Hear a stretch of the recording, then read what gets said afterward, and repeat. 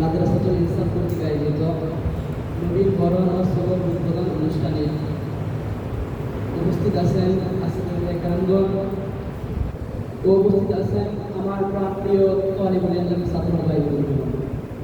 সকলকে জানাই আমার অন্তরস্থল থেকে প্রাণঢালা শুভেচ্ছা ও অভিনন্দন।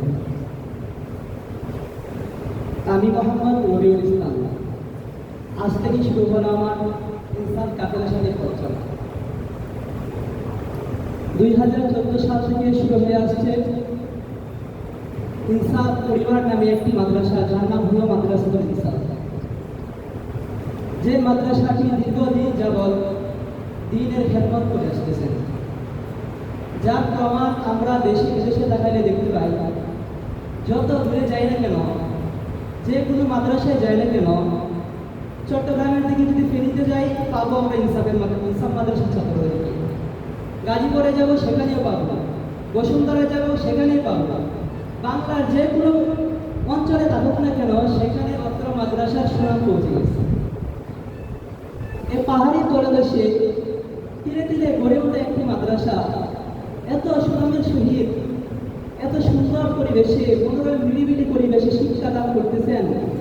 দিনের এরকম একটি বড় একটি মসজিদ তারা কায়েম করতেছেন, যে মসজিদ দেশ বিদেশে যে দিনের দাওয়াত পৌঁছে দিতেছেন, সবগুলোর অবদান হলো আমাদের আসিফুল কেরাম। এই মাদ্রাসা থেকে তাকাইলে সবচেয়ে বড় একটি বিষয়, আশ্চর্য বিষয় হলো সকল আসাতিজা কেরামগণ মাহের অধ্যক্ষ এবং আমাদের উপর সদা সর্বদা আকাশের নেই ছায়া দিচ্ছেন আমাদের মুহতামিম সাহেব হাফিজাহুল্লাহ। আমরা হযরতের জন্য দোয়া করব, আল্লাহ রাব্বুল আলামিন যেন হুজুরদেরকে হায়াত তয়্যিবা দান করেন। সকলে বলি আমিন।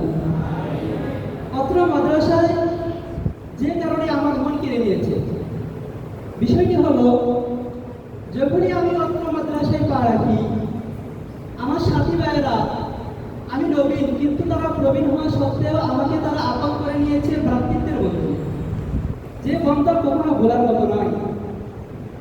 এবং উস্তাদরা আমাদেরকে আপন করে নিয়েছে নিজের সন্তানের নেই, যে সম্পর্ক কোনোদিন ভোলার নেই। এই সম্পর্ক আমরা কখনো ভুলতে পারবো না। এই গ্রামীণ অঞ্চলে তারা আমাদেরকে এত মহাব্বত ও এত ভালোবাসা দিতেছে, যেটা অন্য কোনো জায়গায় গেলে পাওয়া যায় না। উস্তাদরা আমাদেরকে এমন পরিমাণ মহাব্বত করে, এত ভালোবাসে, সময় উপযুক্ত হলে এমন ভালোবাসা আমরা পিতা মাতা থেকেও পাই না।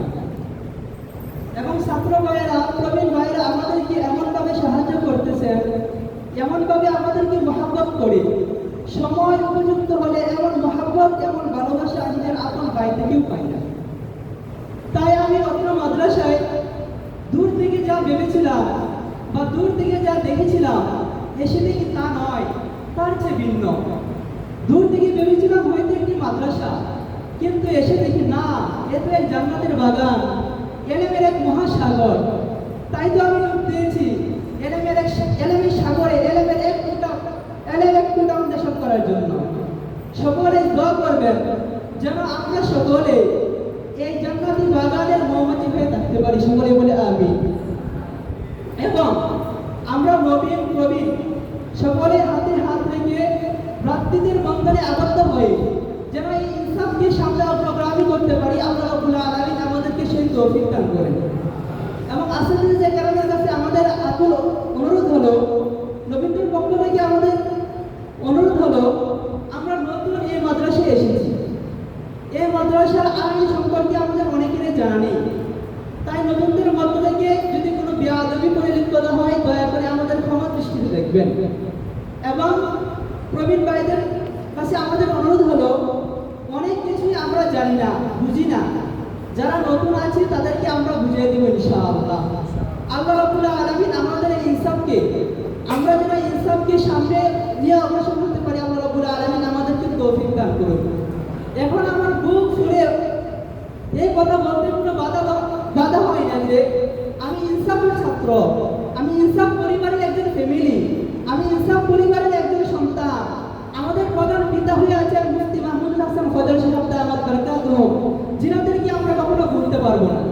তাই আজ আমি বুক ফুলিয়ে বলতে পারি, আমাদের অঞ্চলের মধ্যে আমাদের ইনসাফ যদি কোনো মাদ্রাসায় এগিয়ে যেতে চায়, তাহলে আমাদের ইনসাফের পাবে এগিয়ে যেতে ইনশাআল্লাহ।